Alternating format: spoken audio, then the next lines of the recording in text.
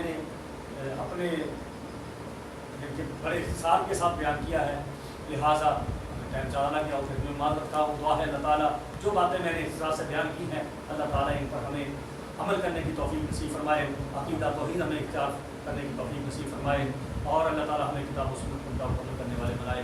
واقول قولی ھذا وآخر دعوانا الحمدللہ۔ جزاک اللہ خیر واحسن جزا۔ ان کا سوال ہے 1-2 منٹ کے لیے، وہ آپ یہ عقیدہ آخرت کے تعلق رکھتا ہے۔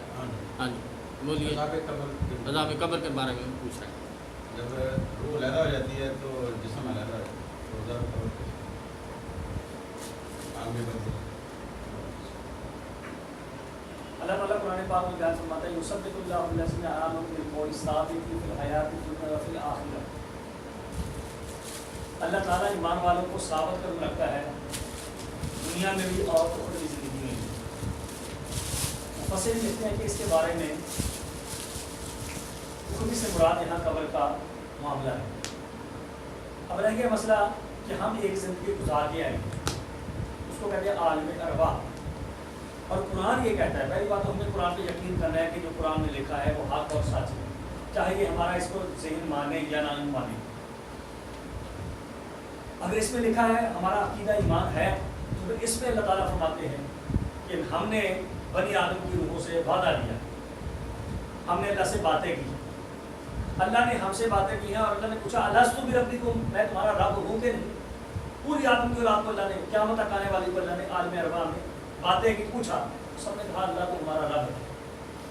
ہم نے بھی کہا، لیکن آج ہمیں اس زندگی کا شعور نہیں کہ ہے، کسی کو نہیں ہے نا، حالانکہ ہم نے ایک زندگی ہماری روحوں سے باتیں ہوئی تو ہمیں وہ یاد نہیں ہے۔ اسی طرح جب انسان اس دنیا سے چلا جاتا ہے، ظاہراً وہ ڈیڈ باڈی ہے، چاہے اس کو 100 ٹکڑے کر دیں لیکن اس کو کوئی ایسا نہیں ہوتا۔ لیکن رسول اللہ صلی اللہ علیہ وسلم، ہمارے پیارے پیغمبر صلی اللہ علیہ وسلم کا صحیح حدیث سے یہ بات ثابت ہے کہ اللہ کے نبی صلی اللہ علیہ وسلم نے فرمایا جب اس کو قبر میں لٹا دیا جاتا ہے، فرشتے اس کو اٹھا لیتے ہیں، اٹھا کے اس سے سوال کرتے ہیں مربوں کا، من نبیوں کا، مانیوں کا، جبکہ اگر ہم دوبارہ قبر کو کھولیں گے ہمیں معلوم ایسے ہوتا ہے کہ اس کی قبر اسی طرح پڑا ہے۔ یہ تو قبر کا معاملہ ہے۔ ایک انسان جہاز میں بیٹھا تھا، جہاز کریش ہو گیا، اس کے ٹکڑے ٹکڑے بن گئے، کچھ بھی نہیں ملا اس کا، نہ قبر میں نہ۔ یہ جو زندگی ہے مرنے کے بعد کی، اس کا شعور اللہ نے ہمیں دیا ہی نہیں۔ کیسے ہوتا ہے یہ سوال ہماری عقلوں سے اوپر ہے۔ جیسے ہم اللہ کیسا ہے یہ ہماری عقلوں سے اوپر سوال ہے، ہم نے اگلے سب کو سوچ رہے ہیں کہ وہ اللہ کیسے دیتا ہے، اللہ کے لیے ناممکن نہیں ہے۔ مکہ والوں نے یہ سوال کیا تھا کہ ایک پوشیدہ ہڈی لے کے آئے کہ یہ ہڈی سے اللہ کیسے پیدا کرے گا۔ سورہ یاسین میں یہ واقعہ ہے، بازار والا مسئلہ مناسب خل کا تار میں جو لذا موالی ہے۔ اللہ تعالیٰ فرماتے ہیں اے پیغمبر صلی اللہ علیہ وسلم یہ ہمارے لیے ہڈی کی مثال پیش کر رہے ہیں، آس میں واحد ہوس کا آدمی کا نام، کہ اللہ ہڈی سے کیسے پیدا کرتا ہے، حالانکہ اللہ نے اس وقت پیدا کیا جب ہڈی بھی نہیں تھی۔ انسان کے لیے انسان ہڈی تک چلا گیا، اس نے یہ نہیں سوچا کہ جب انسان کا وجود تک نہیں تھا اللہ نے ایک نطفے سے اس کو پیدا کیا، پھر اللہ نے اس کا گوشت کا دوتلا بنایا۔ یہ اللہ نے قرآن میں بیان فرمایا ثم خلقنا النطفة علقة فخلقنا العلقة مضغة فخلقنا المضغة عظاما فكسونا العظام لحما۔ تو یہ چیزیں جو ہیں یہ ہمارے شعور سے اوپر ہیں۔ ہمیں یہ یقین رکھنا ہے کہ اللہ تعالیٰ کے لیے یہ ناممکن نہیں ہے۔ اللہ اس میں عذاب کیسے دیتے ہیں، حدیث میں یہ آتا ہے کہ جو جہنمی ہوتا ہے اس کی ادھر والی سائڈ آپس میں مل جاتی ہیں، اس کی دائیں بائیں پسلیاں آپس میں اس طرح جکڑی جاتی ہیں، جبکہ اگر بہت ساری قبریں کھولی جاتی ہیں بعد میں ہم دیکھتے ہیں اسی طرح پڑی، ایسے محسوس ہوتا ہے کہ اس کی میت کو ہلایا تک نہیں ہے، لیکن وہ ہمیں شعور نہیں اس زندگی کا۔ اور جب ہمیں شعور نہیں ہے ہمارے سے ایسے سوالات سوچنے چاہیے، بلکہ یہ شیطانی سوالات ہوتے ہیں، ہمیں اعوذ باللہ بننی چاہیے۔ ہمیں بس ہمارے پیارے پیغمبر صلی اللہ علیہ وسلم اور قرآن پر یقین ہے کہ ہوتا ہے بس ایسے ہی، لیکن اللہ کے پیارے پیغمبر صلی اللہ علیہ وسلم نے معراج کا سفر کیا ہے۔ انسانی عقل نہیں مانتی کہ ایک رات کے حصے کے اندر مکہ سے لے کر بیت المقدس تک کا سفر ہو جائے، نہیں مانتی، آج بھی ہم آگے نہیں مانتی۔ اس دور میں گھوڑے تھے، اس دور میں یہ اونٹ تھے، 3 مہینے کا سفر ہے جو اللہ کے نبی نے ایک رات میں کیا۔ اور ابو جہل نے سوال کیا، اللہ کے نبی پریشان تھے کہ میں کیسے لوگوں کو بتاؤں، وہ تو پہلے مجھے نہیں مانتے کہ قرآن کو نہیں مانتے، میں کیسے بتاؤں۔ ابو جہل پاس سے گزرا، اس نے کہا محمد صلی اللہ علیہ وسلم سناؤ کہ نہیں بات، اللہ کے نبی نے فرمایا ہاں آ جا کر، بس اللہ نے اس کو بھیجا. اس نے کہا سنا کو نہیں بات. فرمایا آج کی رات میں بیت المقدس گیا, میں آسمانوں کی میں نے سیر کی. اس نے اتنی اس نے کہا یہ بات جو مجھے بتا رہا ہے اگر میں سارے مکہ والوں کو جمع کروں ان کے سامنے کہے گا. اس کا یہ ذہن یہی تھا کہ یہ ناممکن ہے. لیکن ہمارا ایمان یہ کہتا ہے اللہ کے نبی صلی اللہ علیہ وسلم سچے تھے, اور ابو بکر صدیق نے تصدیق نہیں کی.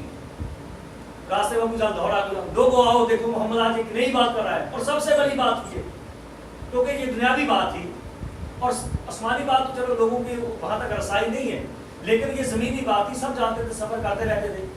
کہ اب ابو جہل کے ذہن میں یہ تھا کہ سارے کہیں گے یہ تو جھوٹی بات ہے ہی کیوں تھا. اس نے حضرت ابو بکر صدیق رضی اللہ عنہ راستے میں ملے, کہا اے ابو بکر ایک بات بتا, کیا کوئی بندہ ایک رات کے حصے میں بیت المقدس فلسطین تک جا سکتا ہے؟ تو ابو بکر صدیق نے کہا تھا کہ تجھے کس نے بتایا؟ اس نے کہا تیرا نبی کہتا ہے.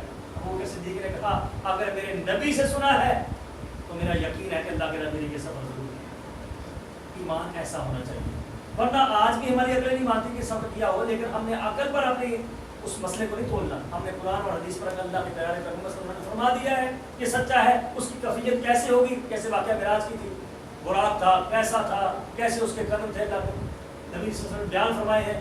لیکن وہ انسانوں نے تو نہیں دیکھے آپ لوگوں نے, لیکن ہمارا یقین ہے تو ایسے ہوا ہے. ایسے ہی قبر والا عذاب ہے, وہ کیسے ہوتا ہے یہ اللہ جانتے ہیں. دیکھیں اللہ فرماتے ہیں جو اللہ کے راستے میں شہید ہو جائے وہ زندہ ہے. اللہ کہتے ہیں تمہیں شعور نہیں دیا گیا. اللہ فرماتے اس کو رزق بھی دیا جاتا ہے, حالانکہ وہ اس کی بیوی بیوہ ہو جاتی ہے, بچے اس کے یتیم ہو جاتے ہیں, اس کی بیوی کا آگے نکاح ہو جاتا ہے. اللہ فرماتے ہیں بل احیاء, اور وہ زندہ ہے. اب اس کو کیسا زندہ کہتے ہیں؟ وہ زندہ ہے لیکن اس کا ہمیں شعور نہیں دیا. اللہ فرماتے ہیں تمہیں شعور نہیں ہے. ہم دیکھتے ہیں وہ مر چکا ہے, اس کے بیوی بچے, وہ کسی اور کے ساتھ اس کا نکاح ہو جاتا ہے, عورت کا اس کا کوئی اور کفیل بن جاتا ہے, اس کے سارے معاملات چینج ہو جاتے ہیں. لیکن اللہ فرماتے ہیں زندہ ہے. اس کے ہی دیکھ لیں ہمیں شعور نہیں ہو جبکہ وہ ہے زندہ. اللہ دوسرے جگہ فرماتے ہیں بل احیاء عند ربہم یرزقون, اللہ کے ہم کو رزق بھی دیا جاتا ہے. وہ کیسے دیا جاتا ہے یہ اللہ تعالیٰ جانتے ہیں. جزاک اللہ خیر و احسن جزاک.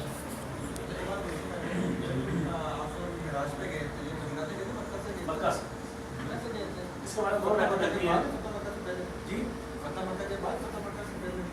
مکہ سے پہلے ہجرت مکہ سے پہلے